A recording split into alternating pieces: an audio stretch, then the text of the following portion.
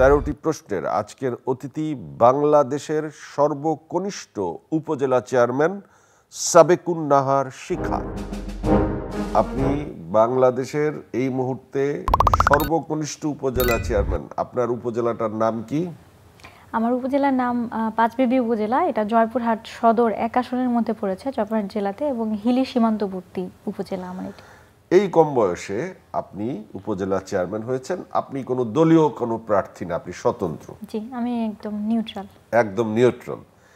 এর আগে আপনার যখন 23 বছর বয়স, তখন 25 বছর বয়সে আপনি মেয়র ইলেকশনও করেছিলেন একই জায়গায়। ফার্স্ট ক্লাস পৌরসভা ছিল। ফার্স্ট ক্লাস পৌরসভার মেয়র ইলেকশনে আপনি হেরেছেন। হ্যাঁ। কেন হেরেছিলেন? আমার নির্বাচন ছিল 27 তারিখে এবং আমি প্রার্থিতা ফিরে পেয়েছিলাম হাইকোর্ট থেকে 23 তারিখে, কারণ তখন অবকাশকালীন বেঞ্চ ছিল, তো কোর্ট তো বন্ধ, হাইকোর্টটা বন্ধ। তো বেঞ্চটা যখন অবকাশকালীন বেঞ্চটা যখন ওপেন হয়, তখন আমি 22 তারিখে আমি রায় পাইনি, আমি রায় পেয়েছিলাম 23 তারিখ। তো 23 তারিখে রায় পাওয়ার পরে আমি 23, 24, 25, 23 তারিখ আমি বিকালবেলা 3 দিন সময় পেয়েছিলাম। 3 দিন সময় আমি নির্বাচন করেছিলাম এবং আমাকে 900-র কাছাকাছি ভোটে আমাকে আসলে ইভিএম মেশিনে হারাই মাত্র 900-র কাছাকাছি। এইবার যে উপজেলা, এই যে দ্বিতীয়বারের মতো লাস্ট উপজেলার ইলেকশন হলো, পাঁচবিবি জয়পুরহাট থেকে আপনি নির্বাচিত হয়েছেন। আপনার সাথে যারা দাঁড়িয়েছিল সবার জামানত বাজেয়াপ্ত হয়ে গেছে। জি। আপনি সব ভোট পেয়েছেন। জি। এটার কারণটা কি? এটার পেছনে কি শক্তি? এই অল্প বয়সে এই জনপ্রিয়তা রাজনীতি না করে কিভাবে আপনি অর্জন করলেন? আমি মনে হয় সবসময় ব্যক্তিগত ইমেজটাকে অনেক বেশি প্রায়োরিটি দিতাম, কারণ আমি মনে করতাম যে আমি যদি মানুষের কাছে যাই, হয়তো মানুষ আমাকে দোয়া দিবে, হয়তো আমাকে আশীর্বাদ দিবে। এই দোয়া আশীর্বাদের ফলশ্রুতিতে আমার ব্যক্তিগত জীবন অনেক সুন্দর হবে। আমি সারা জীবন এইভাবেই এগিয়েছি। তো সেটার ধারাবাহিকতায় আমি 2016 সালে আসলে সোশ্যাল ওয়ার্কের সাথে জড়িত হই। ফ্রি স্কুল দিয়ে আমার শুরু হয়। আমি একটা আদিবাসী এলাকায় গেছিলাম, যাওয়ার পর দেখি যে তারা আসলে জমিতে কাজ করতো। বাচ্চাকে স্কুলে পাঠালে মানে তাদের খরচ দিতে হবে বা ভাড়া দিতে হবে, স্কুল ড্রেস দিতে হবে, এই জন্য তার বাচ্চাকে স্কুলে পাঠাতো না। আমার এলাকায় একটা গ্রাম আছে, বেদগাড়ি নাম, পুরোটাই আদিবাসী অধ্যুষিত। তখন থেকে আসলে সামাজিক কর্মকাণ্ডের সাথে একটার পর একটা জয়েন। এবং যখন আমি কাজগুলো করার পরে বাসায় আসতাম, বাসায় আসার পরে দেখতাম বাসার নিচেও আমার প্রতিদিন এরকম প্রচুর মানুষ থাকতো। এবং এমন কিছু মানুষ আছে যারা আমার কাছে কিছু চাইতে আসে নাই, শুধু দোয়া দিতে আসছে। 2016 সালে যখন আপনি এই জনসেবামূলক কাজ শুরু করলেন, তখন লোকাল পলিটিক্স আমরা দেখি যে কেউ যদি এগিয়ে যেতে চায় কোনো এলাকায় কোনো কাজ করে, লোকাল যারা পলিটিশিয়ান তারা ভেবেই নেয় যে ভবিষ্যতে সে ইলেকশন করতে পারে, দমিয়ে রাখার একটা চেষ্টা করা হয়। আপনাকে দমিয়ে রাখার কোনো চেষ্টা কি সে সময় হয়েছিল? সত্যি কথা বলতে আমার নির্বাচনে আসার কারণটা কিন্তু এই দমিয়ে রাখার চ্যালেঞ্জটাকে ফেস করার একটা চ্যালেঞ্জ হিসেবে নিয়ে নির্বাচনে আসা। কারণ আমি যখন ফ্রি স্কুল করলাম, তখন যথাযথভাবে কয়েকজন পলিটিক্যাল, আমার যারা ওইখানে ইনফ্লুয়েন্সিয়াল লোকজন আছে, এবং এনজিও কর্মী, কারণ এনজিও কর্মীরা তো আদিবাসী এলাকায় বেশি কাজ করতো, তো তারা সকলে একজোট হয়ে আমার স্কুলগুলো বন্ধ করে দেওয়ার জন্য একটার পর একটা চেষ্টা চললো। তখন আমি চিন্তা করলাম যে যেহেতু একটা জনপ্রতিনিধি না হলে আমি কোনো কাজ করতে পারছি না, তাহলে কেন না আমি এই চ্যালেঞ্জটা ফেস করে আমি নিজে একটা জনপ্রতিনিধি হয়ে যাই, তাহলে আমার কাজে তো আর কোনো বাধা থাকবে না।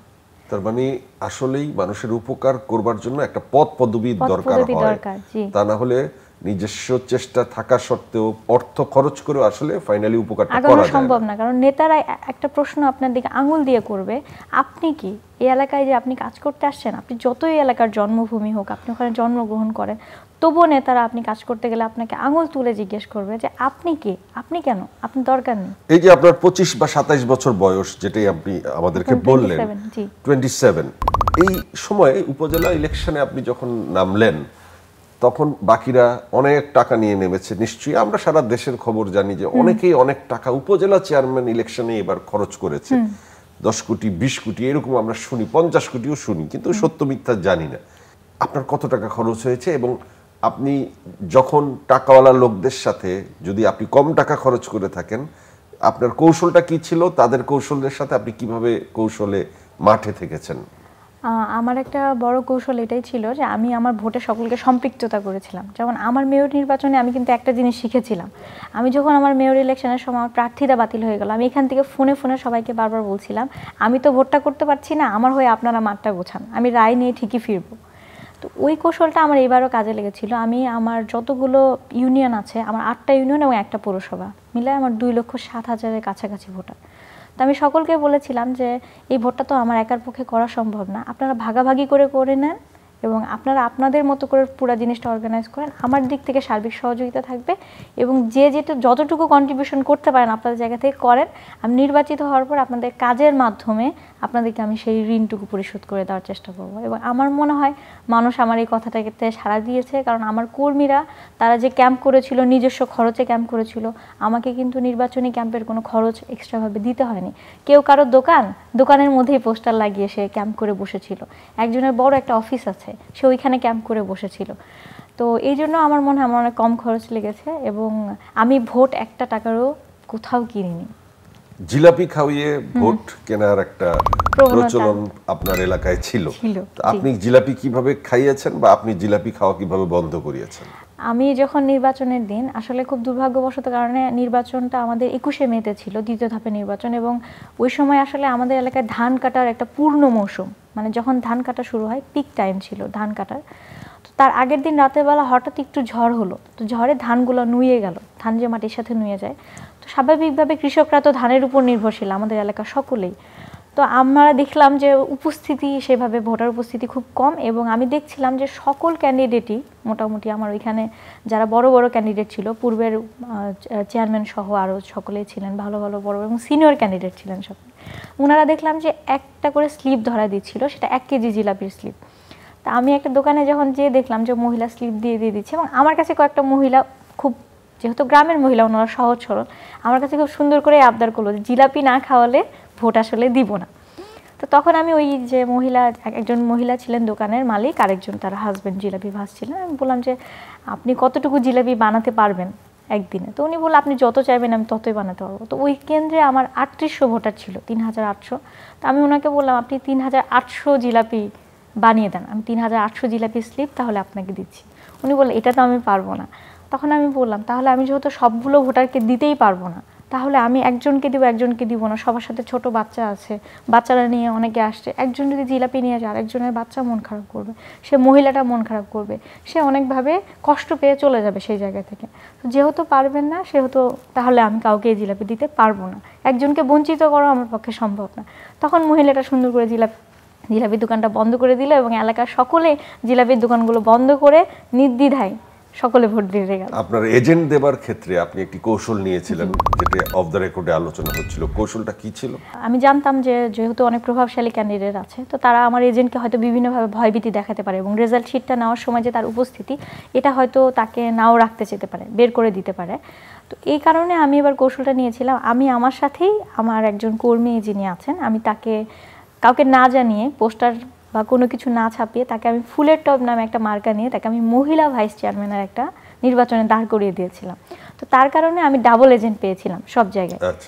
তো ওই ডাবল এজেন্টটা মিলে ফুলের টবের এজেন্ট এবং আমার মার্কা ছিল কিন্তু ঘোড়া মার্কা, তো ঘোড়া মার্কা এবং ফুলের টবের এজেন্ট সম্মিলিতভাবে আমার এজেন্ট হিসাবে কাজ করেছি। বাহ, ওই ফুলের টব কি জিতেছে ফাইনালি? না, জিতেনি, কারণ আমরা তো কোনো পোস্টার আসলে করতে পারিনি। ওকে, এখন আপনারা বললেন যে আপনার 7 না 9টা ইউনিয়ন আছে, 8টা ইউনিয়ন, একটা ইউনিয়ন আছে, পৌরসভার মেয়র আছে, আপনার এমপি আছে, জি, মাঝে আপনি। জি। এই যে আপনি একটা কম বয়সী উপজেলা চেয়ারম্যান নারী, এতগুলো মানুষ আপনার চারপাশে দলীয় মানুষ, জি, আপনি একা, আপনি কিভাবে সমন্বয় করবেন? আপনার পরিকল্পনা কি? অনেক বাধা, এর ভিতরে কিভাবে আসলে নিজেকে টিকিয়ে রাখবেন বা টিকে থাকতে পারবেন? কি চ্যালেঞ্জটা কি? আমি ছোট করে আমার কর্মীদেরকেও সবসময় এইভাবে উৎসাহ দিয়ে এসেছি, আমার কর্মীদেরও একই রকম কনসার্ন ছিল যে আমি কিভাবে চালাবো উপজেলাটা।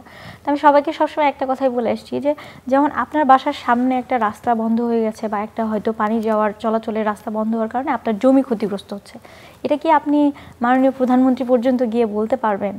উনি কিন্তু এসে আপনার এই ছোটো সমস্যাটা সমাধান করে দিতে পারবে না। তা আমি সবসময় আমার কর্মীদেরকে যেভাবে বলেছি এবং আমার কর্মীরা আমাকে যে কথাটা বলেছে যে যাকে আমরা পাশে পাবো, কাছে পাবো, যে আমাদের সকল প্রয়োজনে সবার আগে ছুটে আসবে, সমন্বয় করে কাজগুলো করে দিতে পারবে, তাকেই আমরা আমাদের নেতা হিসেবে নির্বাচিত করতে চাই। এবং আমার যিনি এমপি আছেন, আমার এক আসনের যিনি এমপি, উনি আমাদের একদম প্রতিবেশী, নিকটতম প্রতিবেশী, ওনার বাসা আমার বাসা হয়তো 500 মিটার ডিস্টেন্সে।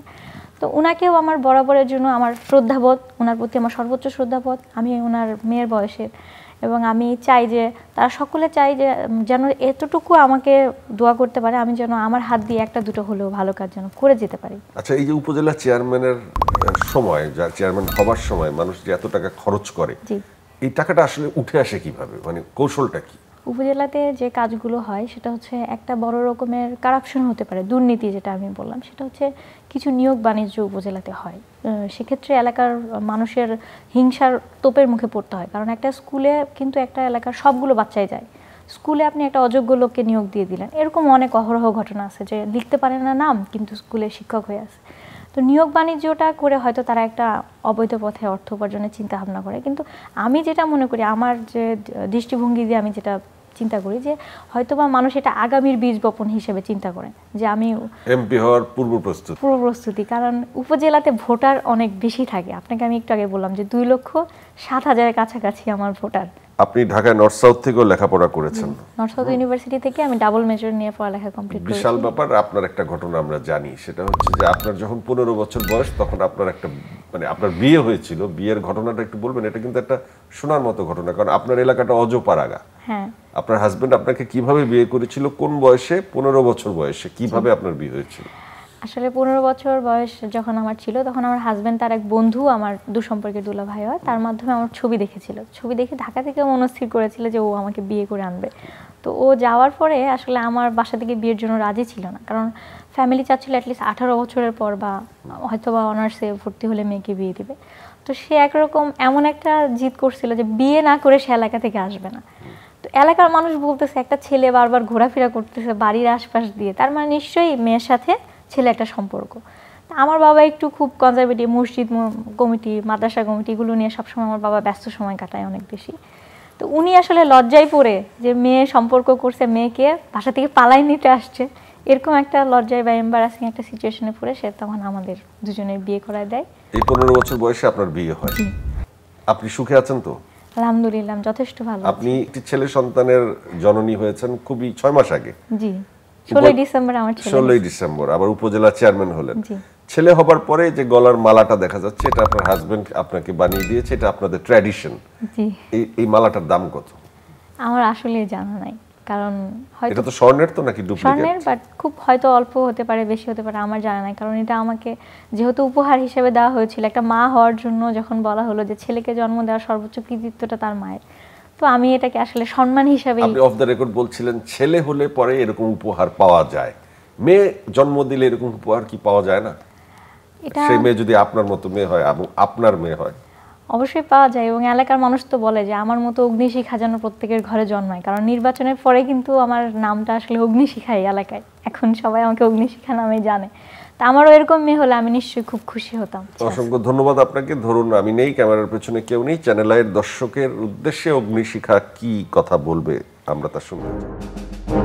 আমি চ্যানেল আইয়ের দর্শকের উদ্দেশ্যে আমার সালাম জানাতে চাই, আসসালামু আলাইকুম। এবং আমি বলতে চাই, আমি সর্বোচ্চভাবে আমার পাঁচবিবিবাসীকে উদ্দেশ্য করে কথাটা বলতে চাই, পাঁচবিবি এবং জয়পুরহাটবাসীকে, যে আমাদের এলাকায় আসলে নারীদের শিক্ষা থেকে শুরু করে নারীদের প্রতিটি বিষয়ে আমাদের এলাকায় খুব বেশি একটা টেনে ধরার প্রবণতা আসলে মা বাবার পিছনে অনেক বেশি কাজ করে। তা আমি চাই যে আপনারা যদি আমাকে ভালোবেসে থাকেন বা আমার এই যাত্রা বা এই জার্নিটাকে যদি আপনারা পছন্দ করে থাকেন, নিজেদের মেয়েকে আপনারা কখনো ছেলের থেকে কম মনে করবেন না, এবং মনে করবেন যে আপনাদের মেয়েরা আগামীর ভবিষ্যতে এবং আপনাদের মেয়েরা উজ্জ্বল একটি একদম গর্বিত একটি পর্যায়ে নিয়ে যেতে পারে বলে আমি আপনাদেরকে এটিই চাই।